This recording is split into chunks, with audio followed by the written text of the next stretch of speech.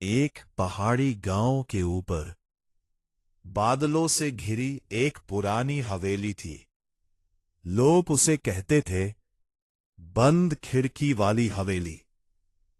उस हवेली में दर्जनों कमरे थे, लंबे गलियारे, पुरानी सीढ़ियां और बड़ी बड़ी खिड़कियां। लेकिन उन सब के बीच एक खिड़की ऐसी थी जो हमेशा बंद रहती थी। किसी ने उसे खुला नहीं देखा था, न दिन में न रात में। गांव के बुजुर्ग कहते थे, अगर आधी रात को उस खिड़की में रोशनी दिखाई दे तो उसकी तरफ मत देखना, और अगर खिड़की खुल जाए तो तुरंत आंखें बंद कर लेना, क्योंकि जो उसके भीतर देख लेता था वो कुछ दिनों बाद गायब हो जाता था। गांव में रहने वाला युवक था अर्जुन। उसे ऐसी कहानियों पर कभी विश्वास नहीं था। उसे लगता था कि लोग डर को बढ़ा चढ़ाकर बताते हैं। एक शाम चौपाल में बैठे लोगों से उसने उसी हवेली की कहानी सुनी। एक बूढ़ा आदमी बोला, मेरे भाई ने उस खिड़की के अंदर देखा था। उसकी आवाज कांप रही थी। फिर वो हर रात किसी से बातें करने लगा और एक दिन गायब हो गया। अर्जुन मुस्कुरा दिया। एक खिड़की किसी को गायब नहीं कर सकती। बूढ़े आदमी ने उसकी आंखों में देखा, फिर धीरे से बोला, अगर कभी वो खिड़की खुली दिखे तो पीछे मुड़कर भाग जाना। लेकिन अर्जुन ने तय कर लिया था, वो खुद जाकर उस हवेली का सच देखेगा। अगली रात आसमान पर काले बादल छाए हुए थे। ठंडी हवा चल रही थी और पहाड़ी रास्ता लगभग सुनसान था। हाथ में लालटेन लिए अर्जुन हवेली की तरफ बढ़ता गया। कुछ देर बाद वो विशाल हवेली के सामने खड़ा था। टूटी दीवारें, काई जमी सीढ़ियां और अंधेरे में खड़ी एक विशाल परछाई जैसी इमारत। लोहे का फाटक अपने आप आधा खुला हुआ था, जैसे कोई उसका इंतजार कर रहा हो। अर्जुन अंदर चला गया। हवेली के भीतर अजीब सन्नाटा था, इतना गहरा कि उसके कदमों की आवाज भी डरावनी लग रही थी। वो सीढ़ियां चढ़कर ऊपर पहुंचा और तभी उसकी नजर उस खिड़की पर पड़ी। वो हवेली के सबसे आखिरी कमरे में थी। बाकी सभी खिड़कियां टूटी हुई थी, लेकिन ये खिड़की बिल्कुल सही सलामत थी और कसकर बंद थी। अर्जुन मुस्कुराया, यही है वो रहस्य। तभी उस खिड़की के पीछे अचानक हल्की पीली रोशनी जल उठी। अर्जुन की मुस्कान गायब हो गई, क्योंकि हवेली में बिजली वर्षों पहले कट चुकी थी। और फिर धीरे धीरे वो बंद खिड़की अपने आप खुलने लगी, चररररा। और अंदर से किसी ने बहुत धीरे कहा, अर्जुन, आखिर तुम आ ही गए। और फिर धीरे धीरे वो बंद खिड़की अपने आप खुलने लगी, चररररा। आवाज पूरे गलियारे में गूंज उठी। अर्जुन का दिल तेजी से धड़कने लगा। उसने लालटेन कसकर पकड़ ली। खिड़की पूरी तरह खुल चुकी थी, लेकिन अंदर जो दिखाई दिया उसे देखकर उसकी सांस अटक गई। खिड़की के पीछे कोई कमरा नहीं था, वहां सिर्फ घना अंधेरा था। इतना गहरा अंधेरा कि लालटेन की रोशनी भी उसमें समा जा रही थी। और उसी अंधेरे के बीच दो सफेद आंखें चमक रही थी, स्थिर, बिल्कुल स्थिर, जैसे कोई उसे देख रहा हो। फिर वही आवाज दोबारा आई, अर्जुन, पास आओ। आवाज बहुत धीमी थी, लेकिन उसके भीतर अजीब खिंचाव था, जैसे कोई उसे मजबूर कर रहा हो। अर्जुन ने एक कदम आगे बढ़ाया, फिर दूसरा। फिर अचानक उसे बूढ़े आदमी की बात याद आई, अगर खिड़की खुल जाए तो पीछे मुड़कर भाग जाना। वह रुक गया, लेकिन तभी खिड़की के भीतर कुछ बदलने लगा। अंधेरा धीरे धीरे हटने लगा और उसकी जगह एक कमरा दिखाई देने लगा। पुराना कमरा, लकड़ी की मेज, टूटी कुर्सी, दीवार पर पुरानी घड़ी, सब कुछ सामान्य लग रहा था। फिर अर्जुन की नजर कमरे में बैठे एक आदमी पर पड़ी। वो आदमी खिड़की की तरफ पीठ किए बैठा था। धीरे धीरे उसने सिर घुमाया और अर्जुन के हाथ से लालटेन लगभग छूट गई, क्योंकि वो चेहरा उसका अपना था। वही आंखें, वही बाल, वही चेहरा। दूसरा अर्जुन मुस्कुराया। मैं तुम्हारा इंतजार कर रहा था। अर्जुन पीछे हट गया। तू कौन है? वो मुस्कुराता रहा। मैं वही हूं जो इस खिड़की में देखने वालों की जगह लेता है। अर्जुन का गला सूख गया। तभी उसके पीछे गलियारे में कदमों की आवाज गूंजी।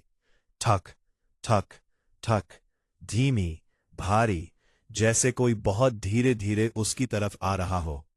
गलियारा खाली था, लेकिन आवाज अब भी आ रही थी, और हर कदम के साथ थोड़ी और पास। थक थक थक। अचानक हवेली की सारी खिड़कियां एक साथ बंद हो गईं। धड़ाम। पूरा मकान कांप उठा। धूल हवा में फैल गई, और उसी पल गलियारे की दीवारों पर परछाइयां उभरने लगीं। दर्जनों परछाइयां, कुछ लंबी, कुछ झुकी हुई, कुछ बच्चों जैसी। वे धीरे धीरे दीवारों पर चल रही थी, लेकिन उनके सामने कोई इंसान नहीं था। तभी खिड़की के भीतर बैठा दूसरा अर्जुन बोला, वे सब पहले यहां आए थे। उन्होंने भी खिड़की के अंदर देखा था। अर्जुन ने गौर से देखा, और उसका खून जम गया। परछाइयों के चेहरे धीरे धीरे साफ होने लगे। वे इंसान थे, गांव के वही लोग जो वर्षों से गायब बताए जाते थे। एक बूढ़ा, एक बच्चा, एक औरत, एक शिकारी। सभी के चेहरे डर से भरे हुए थे, और सभी के खिड़की की तरफ हाथ बढ़ा रहे थे, जैसे मदद मांग रहे हो। फिर अचानक वो एक साथ चीख पड़े। इतनी तेज चीख कि अर्जुन ने अपने कान बंद कर लिए। तभी हवेली की घड़ी अपने आप चलने लगी। टिक टिक टिक।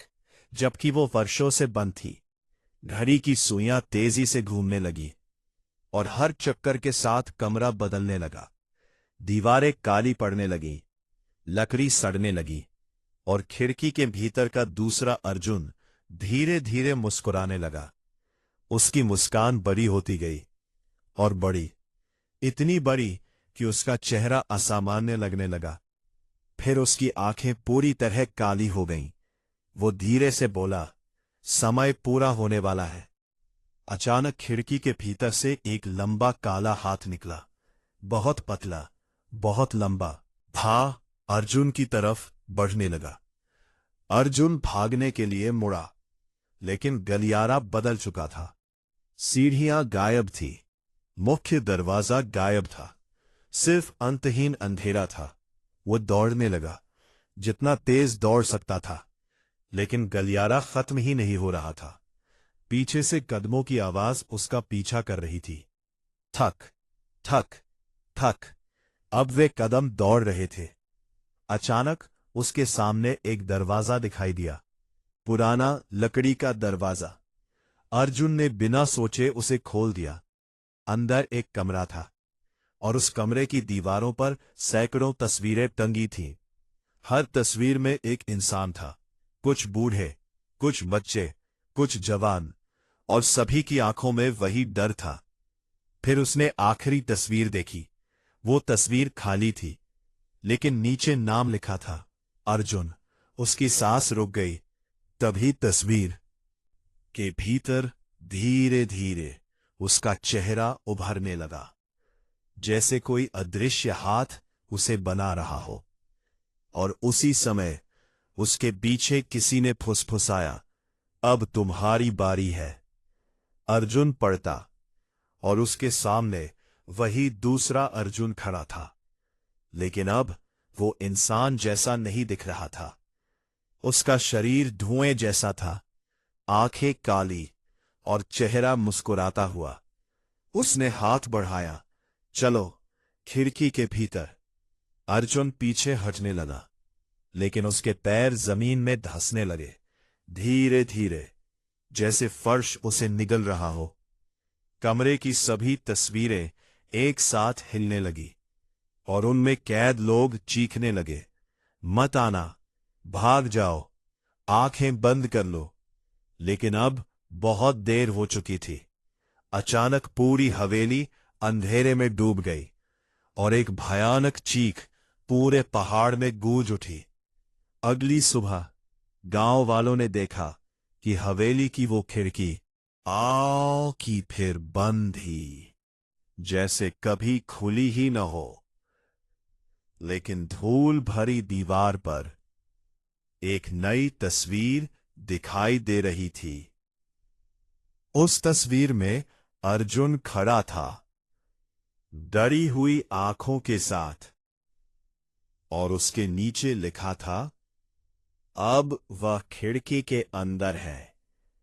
कहते हैं आज भी कुछ रातों में उस बंद खिड़की के पीछे रोशनी जलती है, और अगर कोई ध्यान से देखे तो अंदर से एक युवक दिखाई देता है, जो खिड़की पर हाथ रखकर बस एक ही बात कहता है, इधर मत देखो।